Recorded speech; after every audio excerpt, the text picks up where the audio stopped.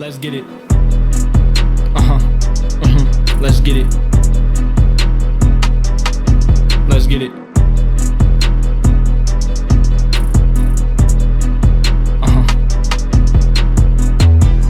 Rockin' Royal, rockin' Navy, know y'all with me, let's get it, baby, rockin' Royal, rockin' Navy, know you with me, let's get it, baby.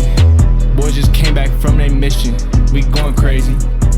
Kalani got no problems, you could call him Jay-Z. Best fans up in the nation since the 1980s. Welcome back to season 2. Yeah, that's right. We got picked up for a second season of Rock and Royal Soccer here on the KSL.com podcast network. And now, drum roll, please. I guess this is the big announcement. We did a really bad job of hyping this one up, but live and in video, Rock and Royal Soccer will be live every week on YouTube, as well as your traditional audio platforms. So if you subscribe audioly on Apple Podcasts, Spotify, Amazon Music, wherever it is, nothing will change. We'll still keep that coming in. That'll probably be the focus of this podcast. But we're going to start doing a little bit of video and doing this on YouTube. I'm your host, as always, Sean Walker, KSL.com, BYU beat writer, bringing you all manner of sports with Brigham Young University, with the Cougs on campus. And joined on the soccer edition, as always, the real master of the mic, the ESPN Plus soccer analyst, former BYU women's soccer player, former, I believe she was a 7-time All-State selection at Bingham High School, still actually owns the all-time goal-scoring record in minors program history. Am I hyping you up enough? Carla Swensen-Haslam, thanks so much for being back with me for another season. Thanks. I'm happy to be back. And I appreciate the hype. You're perhaps being a bit too generous. But that being said, I'm happy to be back and always happy to be able to talk things all Cougar soccer.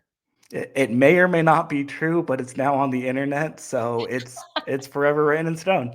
It's forever written in stone once it's on the internet. Everything on the internet is true, Sean. Yeah, exactly. You can't. Yeah, everything on the internet is true. Just check my Wikipedia page, which I don't have. I actually make sure to delete one every time one pops up. We gotta get you a Wikipedia page. I definitely don't need one of those. I feel like Carla Swensen-Haslam is definitely big enough to deserve a Wikipedia page. Maybe not Sean Walker over here, but Carla definitely is. We'll agree to disagree on that one. Daniel Haslam, definitely big enough. There's enough pablum online that I don't think the world needs that right now. That's fair. Maybe we'll get your better half, and by that, of course, I mean your daughter, her own Wikipedia page. You thought I was going with your husband there, but nope. Gonna pivot. Carla, let's dive right into it. Season 2 of the podcast means another season of BYU women's soccer, means another season. The 31st season, I believe, is the official number, 31 or 32. That's right. For Jen Rockwood in this program, which I can't believe we're getting up into those kinds of crazy numbers, but that's what happens when you have the GOAT. And BYU started the season unranked. I think a lot of us expected this to be not necessarily a rebuilding year, because I don't know if Jen ever really goes through true rebuilding years in her program. If she does, last year was maybe the closest that they came to it, and they still made the NCAA tournament. So here we are, Sean. But I think there were a lot of people that expected a little bit of a reload this year. House settlement kind of ramifications wreaked havoc on the roster. There were a lot of transfers out of the program, a lot of new faces coming into the program. 9 new freshmen joined the team this spring. 3 of them are actually starting. We'll get to some of them here a little later in the show. So definitely there was definitely a little bit of a reload feeling with this team. And I think that was validated when BYU was unranked in the initial preseason poll by the United Soccer Coaches. And yet somehow we now find ourselves covering a top 20 team only 3 games into the regular season. They definitely validated that ranking this past Saturday night. Number 19, BYU 1. Number 4, UCLA 0 on South Field. Lone goal from Ellie Walbrook, making her return in a home opener after missing off last season with an ACL injury to score the decisive penalty kick in the first half. And then Peyton Collins, the sophomore goalkeeper, making her first official home start on that field, made 3 saves to earn her first shutout. So let's start with the game, and then we'll zoom out a little bit macro. What stood out to you, Carla, about this monumental, pretty monumental win over a top 5 program in UCLA on Saturday night? Yeah, I think back to that game, and there was a lot of things that happened. The first half is where I think BYU looked their best. In the second half, UCLA made major adjustments, and it was all UCLA. It was one-way traffic for UCLA in the second half. And so what stands out for me from this game was BYU's ability to get an early goal, take an early lead, and then absorb. And I don't say that critically. That's impressive. It's impressive to be able to absorb defensively against a very talented UCLA team. And I think that'll be important for BYU because they're going to have a lot more talented teams that they're going to be playing. They're, getting ready. They're going to take on Auburn at home, another ranked team. And then they'll play talented teams once they get into Big 12 play. And so if they can defensively stay gritty and stay resilient for a long period of time, that's only going to serve them well for the remainder of the season. And that's not to say that there aren't, still questions and still things that need to be improved upon. But if you can get a young team that can be resilient and hold on to a lead for an extended period of time, that will only serve them well as they get, deeper into the season and especially into conference play. Yeah, the word gritty, I think, is sometimes overused a little bit in sports, especially by coaches. But this past Saturday, especially in that second half, really, I think it really fits the bill with what BYU was able to do. UCLA had a lot of the ball, 19 total shots, 13 in the second half to just 4 for BYU after the 45th minute there as well. And yet, there wasn't a ton. The Bruins weren't able to necessarily do a ton with the ball in the attacking third, in that final third. They only put 3 of their shots on frame. We can argue about whether or not they could have been more clinical in front of goal. It's the second or third match of the season for UCLA as well as BYU. So that's the kind of stuff that you kind of look to maybe get a little bit more ironed out as the season progresses. And quite frankly, it's why you play games like this early in the year, in the first 10 games of the year, compared to the last 10 games of the year, right? You want to challenge yourself. You want to figure out where you are. You want to put a little bit of something on film and on paper so that your girls know what it takes to compete at the highest level when it comes to mattering most, aka, in UCLA's case, Big Ten tournament time, NCAA tournament time. They've got higher aspirations than just what they're doing in the second week of the season. I think BYU as well. Again, this has been a really good rivalry series. Jen Rockwood actually let it slip with us, probably intentionally, because she does everything intentionally, that this series will continue into next year. BYU is going to go to UCLA, probably opening the season in a year. Certainly it'll be the first, second, third game somewhere in there, like it's been to start non-conference play.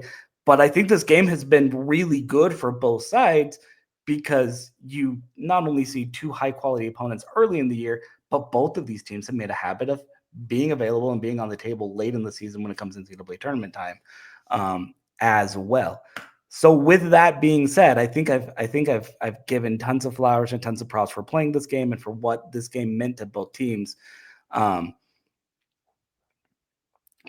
just looked like they wanted this win. Like, they really wanted a win over a top 5 team on Southfield. There was some video that was released a little bit after the fact over the weekend of Jen talking with her team, saying, "This is our home. We don't lose on Southfield. Whatever you do, protect South."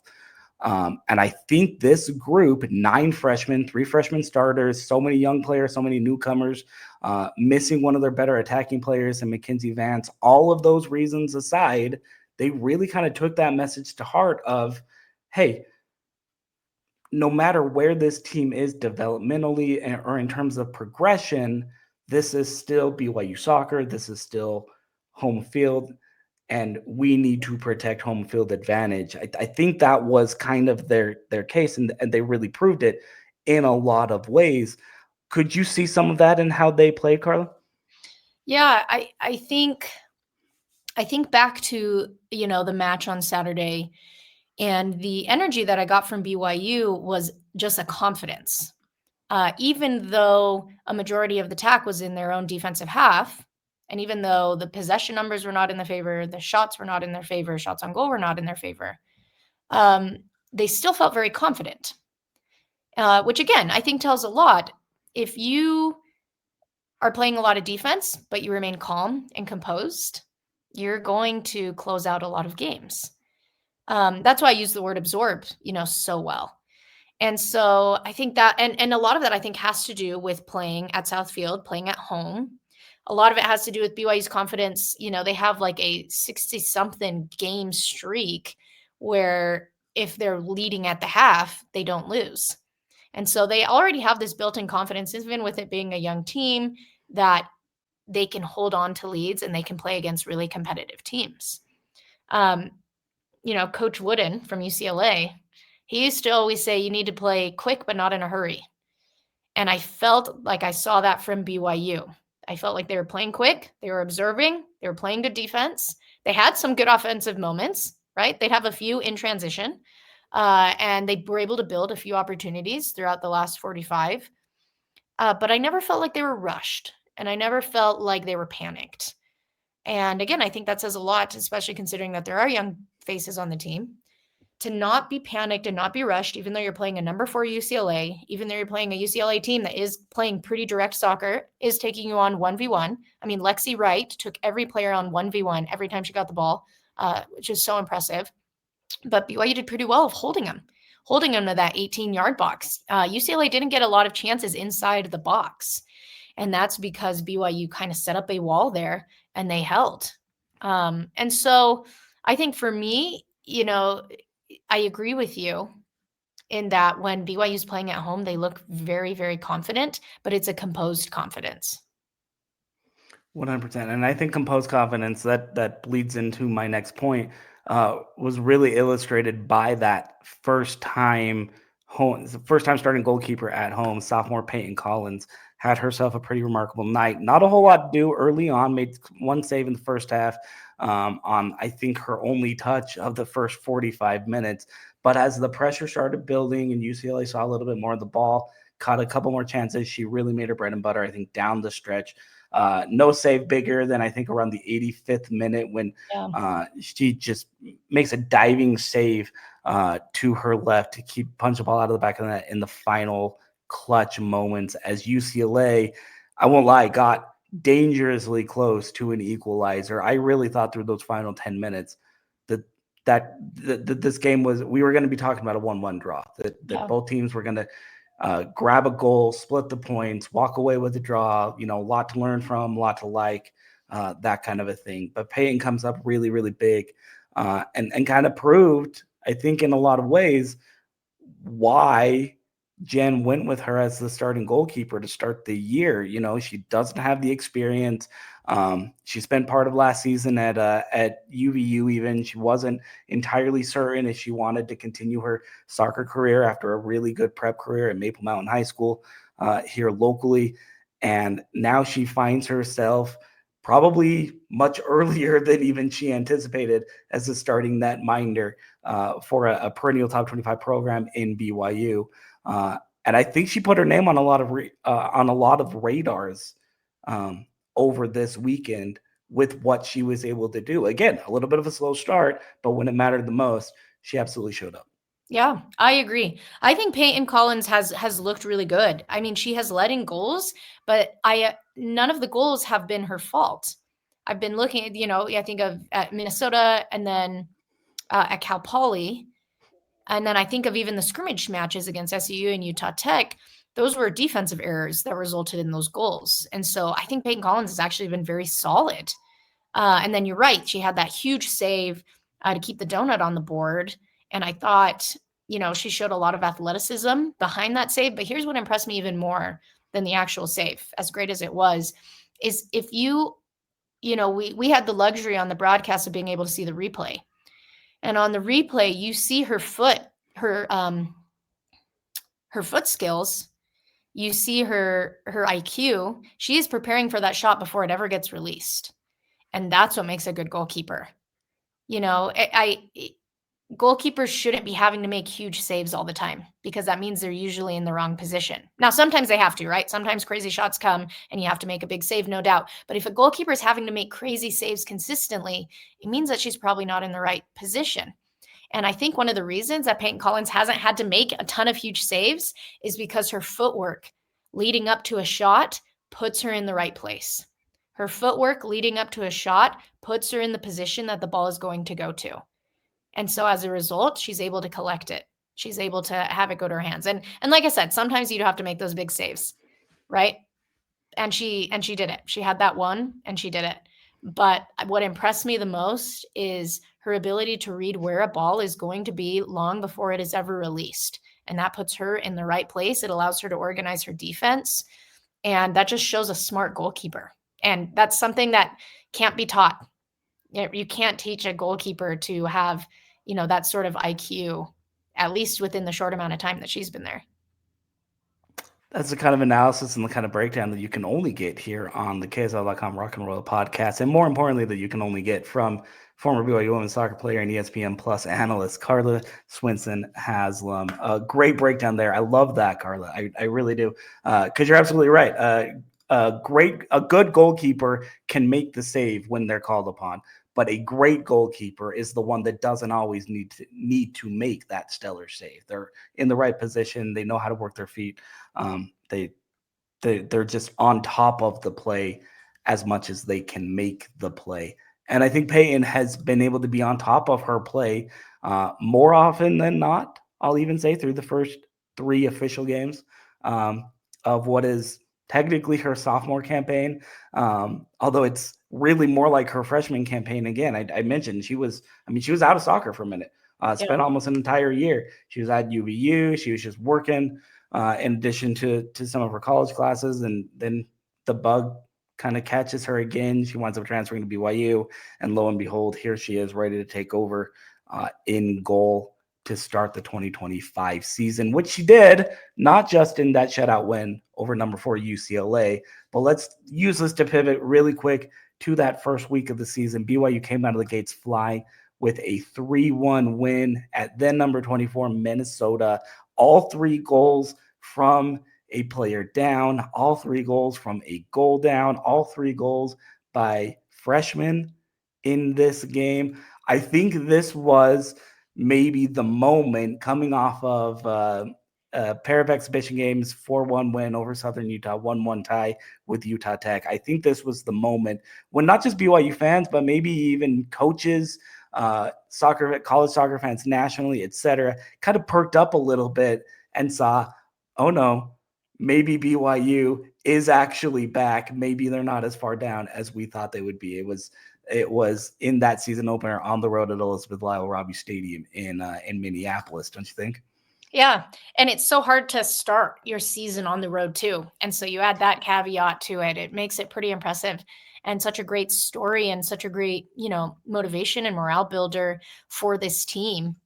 I think there's a lot to draw on it. It was interesting because I wasn't able to catch the first half of the game, but my phone starts blowing up with people just like texting me like, oh my gosh, are you watching this game? Are you watching it? And I was able to, run home and get the last little bit of it.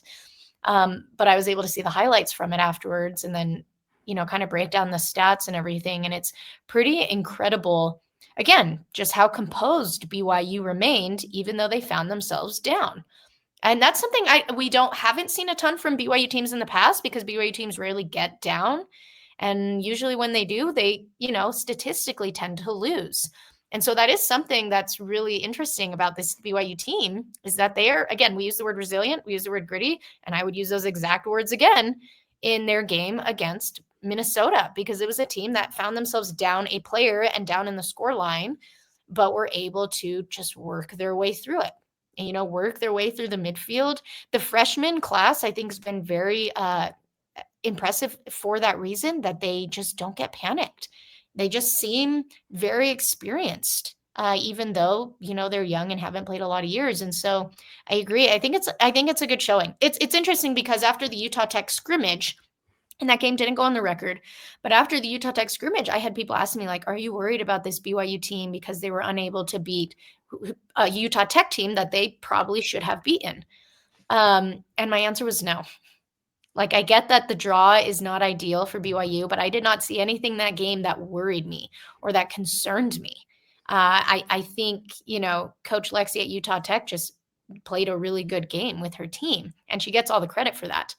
But that being said, I was not worried about BYU. This is a team who you can tell mentally is in the right place. And I could see that even early on in that Utah Tech game. And so I think it's awesome that the team went into Minnesota and was able to work their way back. But I'm not surprised because mentally, I think this team's in the right headspace. Building off of that, BYU also had another road game. We touched on it a little bit earlier. It was this past Monday night, a 2-2 draw at Big West opponent Cal Poly. I guess currently Big West, moving to the part Big West, part Big Sky. It's complicated. Yeah, it gets really complicated when it comes to Cal Poly. It gets really complicated up there. Either way, a 2-2 draw, 2 goals from Ellie Walberg in this one, 2 goals from the run of play, separated by just 60 seconds or so. Actually gave BYU a 2-1 lead in this one that they held for most of the game before Cal Poly came back in the second half to snatch point, I guess, if you will. Again, this was another draw that I think concerned a lot of BYU fans in a lot of way. Maybe just as concerning from an internal perspective was that Ellie Walberg missed a penalty in this one, which is something she does not do. She's a reliable penalty kick taker. She's the Cougars' primary pen taker this season. It's kind of part of her captaincy in a lot of ways. She converted a penalty against UCLA, so obviously she learned from that moment. She told us a little bit with the media after the game. That penalty at Cal Poly, probably the last time she'll ever second guess herself from the penalty spot. Learned a lot of lessons from that and just confidently struck from the spot against the Bruins that I think kind of played into that. But Carla, what do you think it says, again, about sort of the mindset? We're talking about resilience. We're talking about grit. We're talking about mentality of this team to be able to kind of take this disappointing result at Cal Poly like that, the 2-2 draw, and bounce back in about a 5-day span against UCLA. What do you think? Take me inside, and I know you're obviously not inside the locker room anymore, but from your playing experience, what is kind of that week like in between a disappointing result and a big match like they would have had at UCLA? What can we, I guess we're kind of imagining, what can we imagine that week was like for that BYU team? Yeah, I mean, based off how they came out against UCLA, they didn't seem too flustered by it. And I will add, just a little asterisk that tying Cal Poly, or excuse me, the loss. I mean, like that's there's no shame in that. Cal Poly is very much a black horse team in that they always come up and they always end up having a great season and they always surprise people. And it's interesting because I chatted with the UCLA coaching staff this last week in preparation for the broadcast, and they said, oh, we always have our toughest games against Cal Poly. And so they were like, we weren't surprised at all, not because, BYU played poorly or anything, but because they're like, Cal Poly just is hard. It's hard to go into their home and it's hard to beat them. They are a gritty team. They have some tricks up their sleeves. They always, again, they are one of those teams that always surprises everyone when they make deep runs and when they win big games and they beat ranked opponents. And, maybe the answer is we should stop seeing them that way. Maybe the answer is we should start taking them really seriously because Cal Poly always plays tough games. And so I'll add that little caveat that I don't think there's any shame in that loss because Cal Poly always just puts up a fight. And there's a few other teams that I could add into that. Long Beach is another one of those teams that like you are in for a tough game and there will be some tricks up their sleeves that will surprise you. But with that being said, there was a lot of good in the Cal Poly game, and I think even though Ellie Walberg missed her PK, she played great. Hallie Dixon coming off the bench, great. The best game that I have seen her play at BYU was against Cal Poly. The back line really great. Cameron Jorgensen, really great. And so it's unfortunate that they didn't get the result that they wanted. But I think there was so much great play going on in the Cal Poly game that I think a lot of the BYU players just ran with it and said, look, we didn't get the result that we wanted, but there was a lot of good. Some of our players played their best games this season so far. So let's just keep riding that momentum. And I think once the season starts, that's the mentality you have to have. I think preseason and your summer training is when you need to be really critical and really get on players for making mistakes, be really critical of how they're playing, their strategy. But once the season starts, you need to have good positive vibes. That doesn't mean that you're, aren't working on things and that you're not constructive and finding things to change. But the things you should be fine tuning when the season starts should be things that you can change immediately. It's in preseason and in the springtime that you work on the things that take a long time to develop and get better. And so I think BYU is starting to figure that out. I think they're recognizing that in-season changes are tough. So let's focus on the things that are working. Let's focus on the things that can be changed immediately. And I think that shift in mindset has helped the team bounce back. And let's just keep focusing on what's working, and let's just keep doing that. Well, and let's just keep focusing on what's in front, because that 1-0 win over UCLA was great, I think, for BYU. It doesn't mean a whole lot if they can't build on it and move forward into it. And this is a very tough, it's death taxes and Jen Rockwood's incredibly difficult non-conference schedules. I think that this BYU team does have moving forward in a lot of ways. The good news is their non-conference road games are behind them. UCLA was the first of 5 consecutive home matches to wrap up non-conference play for the Cougars, which I think is really important. We talked about the advantage that this team gets playing on South Field, that the kind of the ethos, the mythos that this club has built with their home pitch. I think you saw that on Saturday. I think you can see that here down the stretch because it doesn't really get any easier.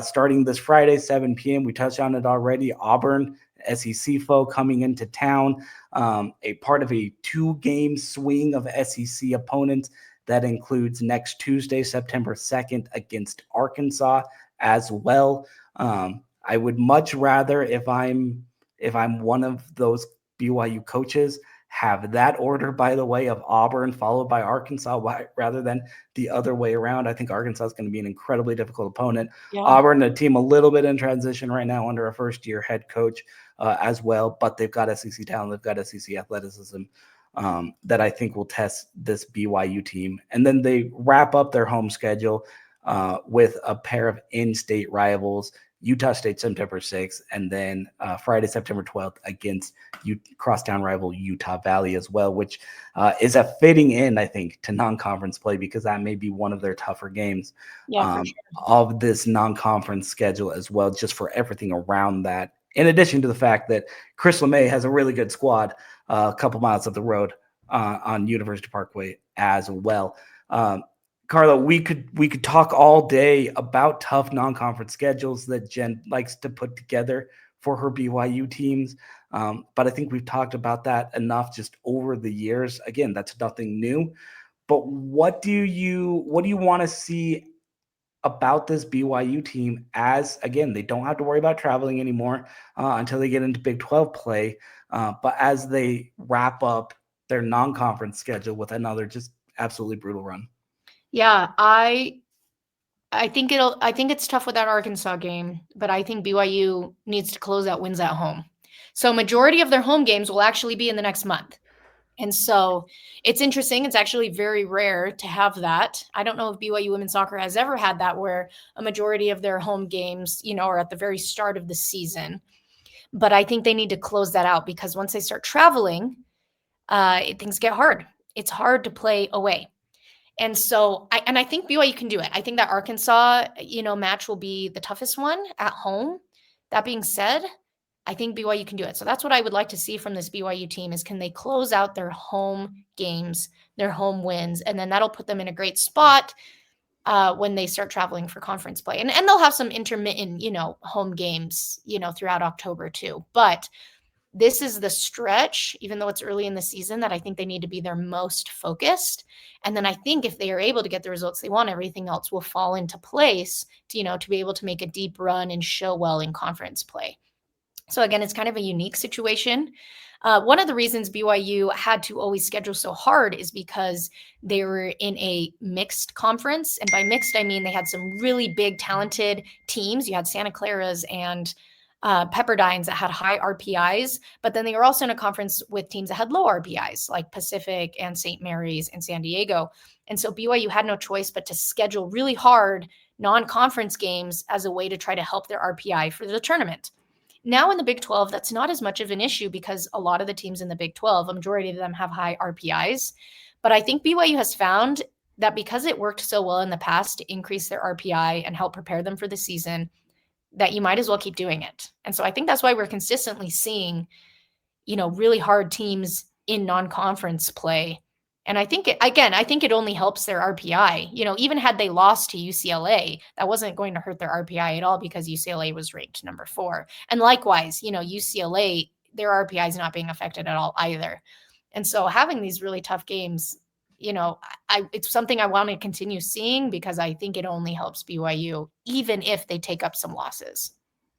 And I'll give a shout out as well to the local college soccer landscape in the state of Utah for kind of beefing up some of those schedules and beefing up in particular BYU's home schedule in a lot of ways, because now you have teams from SEC country, you have West Coast powers like UCLA, you have Kansas is doing this right now, literally as we speak right now. They're willing to come in to the state of Utah for multiple games, multi-game swings, because they know they can get quality opponents, not just with a team like BYU, but Utah Valley's coming up. We're talking about what they did. They were just picked to win the WAC for the fourth season in a row. I think they were picked to win the WAC. Utah State, back-to-back defending Mountain West champions, Utah doing what they're doing. Weber State, Utah Tech, the likes of them are coming up and building their programs in a lot of ways. So you're seeing a lot of these teams that realize, hey, we can take a week, go up to altitude, get some really good competition in a non-conference play, and maybe that can prepare us for an SEC schedule or a Big Ten schedule or even an ACC schedule down the stretch, just because the quality of Utah college soccer right now, I know they're scattered throughout a couple different conferences, but it's so high at the moment. What's that old saying, that a rising tide lifts all boats? And I think we're starting to see that a little bit with scheduling, and particularly home scheduling. It's a little weird. I barely noticed it until you pointed it out, Carla, but it is a little bit weird to see a BYU women's soccer team with 5 straight home games and 5 straight home games against really quality opponents. And I say that literally all 5 of them, not just the SEC teams, not just UCLA, but as good as Utah State is, as good as Utah Valley is. This is a great schedule, one with incredibly tough competition, but I would much rather try to do it at home if I'm BYU than to try to put this together on the road. So kudos to Jen Rockwood and her staff, and kudos to the rest of these clubs for coming in to South and kind of being willing to challenge themselves a little bit early on. I think, just like we talked about with BYU and UCLA, that will bode a lot of really good dividends down the road, being willing to do that. So yeah. I agree. And I think having that Minnesota Cal Poly was a good way to start it too, like on the road.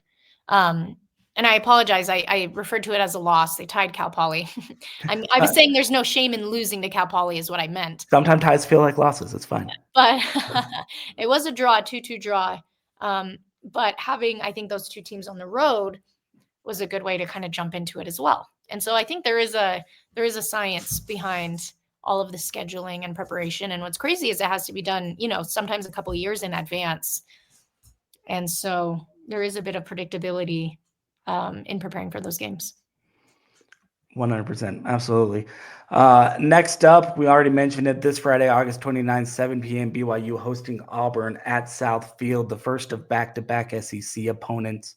That'll conclude a week from tomorrow, I guess, as of time of recording, Tuesday, September 2nd, against Arkansas. I'm selfishly calling this the Aaron Bailey return game, former BYU winger. Aaron Bailey coming back with her new team in the Hogs, a very good Arkansas team, another top 25 program that I think will probably be the biggest challenge on, at least on this non-conference slate, and maybe the biggest challenge of the entire year. We'll talk about Big 12 play a little bit down the road, but just as a slight teaser, maybe to what your appetite's so you guys know how I feel.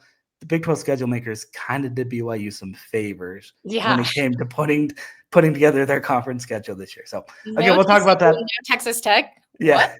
Yeah, exactly. We'll dive into that a little bit more as the Cougs get closer to conference play, because as always, we're back for season 2. This is more than just a pilot. We have been picked up for a second season. I'm still trying to negotiate the contract to give my esteemed co-host Carla Swensen-Haslam a little bit of a pay raise, but that's coming, Carla. I promise that is coming. We're going to figure that out. I may even double your pay from last year. It's on the record now. Yeah, exactly. We're going to make it happen. We're going to make it work. Carla, really do appreciate you joining me for a couple of minutes to talk all things Cougs, talk all things BYU women's soccer. We're going to be back here every week during the season to break down the latest games, win, loss, draw, whatever it may be. Big 12 play. Again, another banger non-conference schedule, some in-state rivalries coming up here. So make sure to follow us at Rock and Royal Pod on Instagram if you want some social media action, at Rock and Royal Pod on YouTube. Now is the official YouTube channel where we will be streaming this in video. And as always, Apple Podcasts, Spotify, Amazon Music, wherever you download podcasts, we're available at the Rock and Royal Soccer Show. For my co-host, Carla Swensen-Haslam, thank you so much for joining me. This has been Sean Walker saying good night and thanks for all the fish. The Pac-12 mad, but we still on top, bro. Jaren Harder, Cody X, that's a cool connect. Yeah, my team is kinda old, but it's cool events. I'm hitting too hard, ow, I hurt my neck. Hey, Leak, you good, bro? I'm about to hit up Brad.